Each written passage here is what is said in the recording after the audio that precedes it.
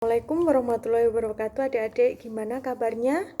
Alhamdulillah hari ini bisa berkumpul kembali meskipun tidak ketemu langsung ya, dengan mata kuliah Promkes Komunikasi dan Epidemiologi. Di sini sudah pertemuan ke-11 dengan materi epidemiologi penyakit menular dan tidak menular. Di sini outline-nya yang pertama yang kita bahas adalah klasifikasi penyakit dari menular dan tidak menular. Kemudian yang kedua adalah perbedaan penyakit menular dan tidak menular. Kemudian yang ketiga adalah macam penyakit menular dan tidak menular. Di sini klasifikasi penyakit berdasarkan durasi dan etiologinya. Yang pertama ada akut dan kronik. Apa sih bedanya dari akut dan kronik? Dilihat dari infeksi dan non-infeksi. Jadi di sini adalah kalau akut, kalau infeksi contohnya adalah pneumonia dan tifus. Kalau kronik di sini infeksinya adalah tuberkulosis dan lepra. Kalau non-infeksi, kalau akut itu adalah keracunan sama kecelakaan. Yang kronik di sini ada hipertensi, DM, dan degeneratif lainnya. Apa sih perbedaan penyakit menular dan tidak menular? Kalau menular itu adalah pada negara berkembang. Jadi contohnya adalah bisa Indonesia. Di sini tidak menular ada negara industri, dan menular itu adalah rantai penularannya sangat jelas dan kalau tidak menular tidak ada rantai penularan. Menular itu adalah akut, kemudian kalau tidak menular kronik, kemudian etiologinya mikroorganismenya jelas di menular. Tidak menular itu adalah etiologinya tidak jelas dan diagnosanya sulit. Karena menular diagnosanya mudah. Selanjutnya kalau menular itu mudah dicari penyebabnya, kalau tidak menular sulit dicari penyebabnya dan biayanya relatif mahal. Nah, contohnya apa yang biasanya kita dengung-dengungkan hari ini yang lagi familiar, yaitu COVID atau Corona. COVID atau Corona ini adalah termasuk penyakit menular yang disebabkan oleh virus. Apa sih dari sini tadi sudah kita bahas bahwa karakteristik penyakit tidak menular itu ada tidak melalui rantai penularan tertentu, masa inkubasinya panjang, dan berlangsung penyakit berlarut-larut, kesulitan mendiagnosis, variasinya luas, dan penanggulangan biaya tinggi dan multikausal. Kita bahas dari sini. Yang pertama babnya adalah epidemiologi penyakit menular. Apa sih macam-macamnya penyakit dari epidemiologi penyakit menular ini? Di sini adalah meskipun menular dan tidak menular, kita berhubungan dengan segitiga epidemiologi. Jadi segitiga epidemiologi ini ada agent, environment, sama host. Penyakit yang pertama adalah herpes zoster. Jadi herpes ini adalah manifestasinya, vesikelnya adalah kemerahan, terjadi di sepanjang kulit dan disarafi oleh saraf sensorik tertentu. Pada umumnya adalah unilateral, dalam dan mengelompok, sangat nyeri. Ini adalah gambarnya pada herpes pada telinga. Yang kedua adalah smallpox. Smallpox ini adalah sinonimnya adalah cacar. Jadi cacar ini disebabkan oleh virus juga. Ini gambar mikroskopis dari cacar air yang disebabkan oleh virus, dilihat dari morfologinya seperti ini. Ini cacar air juga terlihat pada seorang bayi. Jadi cacar air ini adalah gejalanya suhu tubuh naik, nyeri kepala, muntah, kemudian influenza. Saat ini virus ini adalah disimpan di lab tertentu di bawah pengawasan CDC. Karena di sini pencegahan dari cacar ini adalah bisa dari imunisasi. Jadi kalau contohnya seperti bayi itu ada tahapan imunisasi sehingga dapat kekebalan tubuhnya ini dapat meningkat. Selanjutnya adalah sifilis. Sifilis ini adalah etiologinya Treponema pallidum. Penyakitnya adalah bersifat akut dan kronik. Gejala dan keluhannya adalah tergantung dari perjalanan penyakitnya. Perjalanannya adalah mulai dari lesi primer, erupsi sekunder, masa laten panjang, dan lesi akhir. Jadi yang paling panjang di sini adalah masa latennya, tidak dapat diramalkan sampai 5 sampai 20 tahun. Ini kalau dari sifilis ini disebabkan oleh bakterinya adalah namanya Treponema pallidum. Ini bisa dilihat di gambar mikroskopisnya. Ini sifilis ini juga dapat menyerang penis manusia, jadi penis pada pria. Jadi penis ini berwarna kemerahan, bisa dilihat di gambar. Nah, ini adalah vaginanya juga berwarna kemerahan. Nah, pencegahannya bagaimana sih untuk sifilis ini? Pencegahannya adalah yang pertama bisa melakukan penyuluhan kepada masyarakat, kontrol terhadap SK, kemudian early diagnosis, dan pengobatannya adalah besantin, penisilin. Nah, selanjutnya adalah gonore. Gonore ini adalah sifatnya bakteri tahan asam, gram negatif, cepat mati dalam keadaan kering, tidak tahan pada suhu di atas 39 derajat Celcius. Tumbuhnya adalah di daerah yang hangat dan lembab. Jadi gonore ini adalah dapat menyerang saluran reproduksi wanita maupun saluran reproduksi pria, juga pada saluran cerna dan juga pada mata. Nah, kalau saluran reproduksi bisa menyerang serviks, uterus, tuba falopii, sama uretra. Kemudian kalau pada saluran cerna ada mulut, tenggorokan, sama anus. Nah, ini bakterinya. Nah, ini namanya adalah Neisseria gonorrhoeae bakterinya. Nah, ini gambar dari saluran reproduksi pria sama reproduksi wanita. Ini juga pada saluran reproduksi wanita yang menyerang salah satunya adalah pada uretra. Ini juga sama dengan saluran reproduksi laki-laki. Nah, keluhannya apa sih pada gejala gonorrhea ini? Dia adalah gejala klinisnya pada laki-laki muncul setelah 2-7 hari terpapar, sedang pada perempuan dapat sampai 3 minggu. Asimptomatiknya pada perempuan 50% dan pada laki-laki 10%. Jadi dia adalah dapat mengeluarkan kencing nanah, dan kencing nanahnya ini adalah pada distal uretra. Dan perdarahannya juga dapat pada berhubungan seksual. Nah, ini contohnya adalah penis yang mengeluarkan nanah.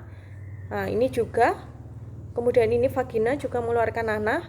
Nah, komplikasinya gonorrhea ini apa sih? Jadi komplikasinya adalah disebut dengan gonokal ophthalmitis. Jadi pada bayi baru lahir, gonorrhea ini dapat menyerang mata yang dapat ditularkan melalui persalinan. Nah, ini matanya, mata pada bayi yang dapat mengeluarkan nanah sehingga dapat ditularkan melalui persalinan. Nah, komplikasi gonorrhea ini adalah artritis pada kulit disebut dengan disseminated gonorrhea. Manifestasinya adalah bisa menyerang jantung sama selaput otak. Nah, ini gonorrhea juga menyerang pada kaki. Nah, pencegahannya itu apa sih? Pencegahannya adalah yang pertama, hubungan seksual itu harus aman. Jadi ketika berhubungan seksual setelah selesai harus segera ke kamar mandi. Kemudian kalau setelah kencing misalkan harus segera dikeringkan pakai tisu, karena tadi habitat gonorrhea ini bakterinya adalah pada keadaan lembab. Nah, pengobatannya adalah salah satunya ciprofloxacin. Nah, prognosisnya di sini adalah bila pengobatan segera diberikan maka dapat mencegah. Selanjutnya adalah penyakit HIV. Jadi HIV ini adalah dapat meningkatkan infeksi dan merupakan suatu imun dysfunction. Jadi antibodinya dapat dijumpai setelah 1-3 bulan. Nah, jadi di sini epidemiologinya menurut ini aja yang paling gampang adalah Depkes RI pada tahun 2008 bahwa 217.000 orang di Indonesia mengidap HIV, salah satunya adalah pecandu narkoba 46% dan 14% laki-laki pelanggan PS, bisa perempuan atau laki-laki. Nah, di sini HIV itu adalah reservoirnya, hospesnya adalah manusia, masa penularannya tidak diketahui, masa inkubasinya 1-5 tahun. Perjalanan HIV itu ada fase 1, fase 2, fase 3, sama fase 4. Kalau fase 1 ini adalah tubuh terinfeksi HIV, keluhan dan gejalanya belum terlihat jelas, dapat menular kepada orang lain. Nah, kalau fase 2 di sini adalah berlangsung sampai 2-10 tahun, hasil tes darahnya itu positif, gejalanya belum tampak, sudah dapat menularkan pada orang lain. Fase 3 mulai muncul gejala, keringat dingin, kemudian diare terus-menerus dan pembekakan kelenjar getah bening, flu tidak sembuh dan nafsu makan berkurang. Fase 4 di situ adalah sudah langsung kekebalan tubuhnya berkurang, timbulnya penyakit tertentu, yaitu diakibatkan oleh infeksi oportunistik yang seperti kanker kulit, infeksi paru, infeksi usus maupun infeksi otak. Penurunan BB-nya dari fase 4 ini sudah lebih dari 10%. Bisa dilihat di gambar, jadi sangat kurus sekali dari wanita, gambar wanita maupun gambar laki-laki. Nah, jadi di sini adalah transmisinya apa sih pada HIV itu? Yang pertama kontak seksual, jarum suntik, transfusi, ASI maupun persalinan. Jadi di sini pencegahannya adalah dapat melakukan full political dan community commitment. Terapinya bisa adalah salah satunya antiretrovirus. Pencegahannya adalah hindari seks bebas, kemudian sterilisasi alat-alat yang digunakan. Terapinya ya tadi menggunakan antiretrovirus sama obat, makanan dan minuman yang bergizi. Selanjutnya adalah herpes simplex. Herpes simplex ini ada herpes simplex tipe 1, tipe 2. Reservoirnya adalah manusia, masa inkubasinya 2-12 hari.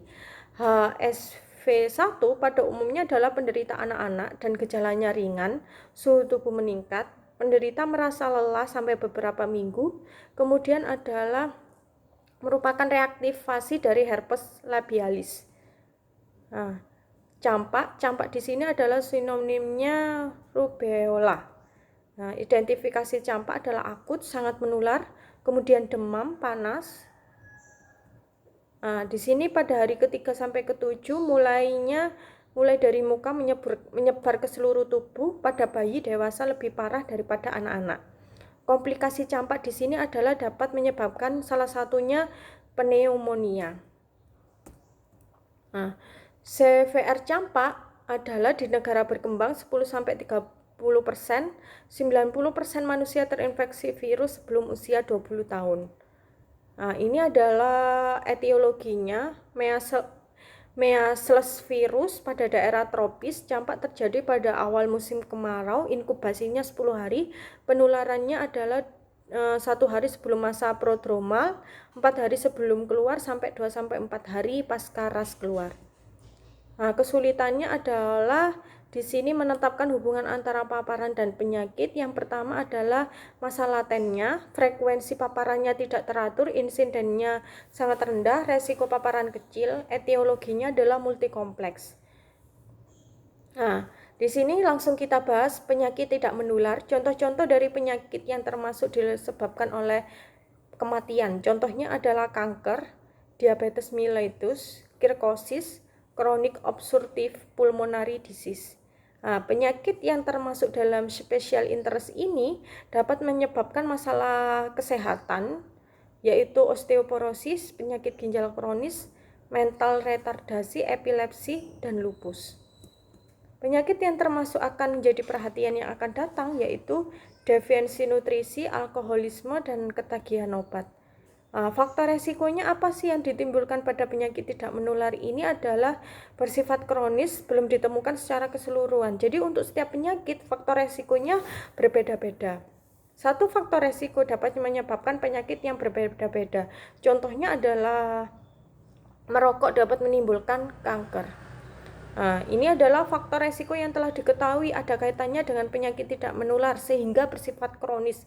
Yang pertama adalah tembakau, alkohol, kolesterol, hipertensi, diet, obesitas, aktivitas, stres, pekerjaan, lingkungan masyarakat sekitar, dan lifestyle. Nah, karakteristik penyakit tidak menular ini yang tadi sudah kita bahas yaitu harus mengkaitkan dengan segitiga epidemiologi, ada agent, host, sama lingkungan. Nah, manfaat identifikasi faktor resiko ini ada prediksi, penyebab, diagnosis, dan prevensi. Jadi semua maupun penyakit menular dan tidak menular, kita harus tahu prediksinya bagaimana sih gejala klinisnya. Yang kedua, penyebabnya apa dari penyakit ini. Ketiga, diagnosisnya bagaimana kalau kita sudah terjadi gejala klinis, apakah kita langsung ujuk-ujuk ke rumah sakit atau minum obat? Ya harus ke rumah sakit terlebih dahulu untuk mengetahui diagnosisnya. Nah, di sini seorang ATLM untuk mengetahui penyakit menular dan tidak menular adalah misalkan diagnosisnya adalah menggunakan sampel darah, menggunakan sputum. Oh, dari diabetes ini kita dapat mengambil darahnya. Lah itulah dari kompetensinya dari seorang ATLM.